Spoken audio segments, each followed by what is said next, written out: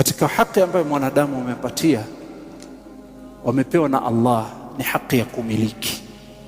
Mtu akimiliki chake na anakuwa ni wenye kuimiliki kwa mkono wake na ameipata kwa jasho yake ya halali, ardhi, mali, gari, nyumba, mali ameipata kwa jasho lake, hauna haki ya kumpokonya. Na ukimpokonya, mambo mawili, utamrudishia na utatiwa adabu.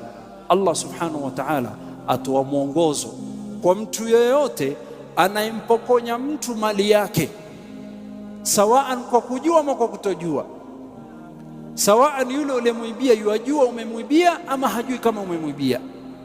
Allah asema, wasariqu wasariqatu faqta'u aydiyahuma jazaan bima kasaba nakalan min Allah. Hawa ambao wanaochukua kisichokuwa chako, mtu amemiliki haki yake, ardhi yake, nyumba yake, ploti yake,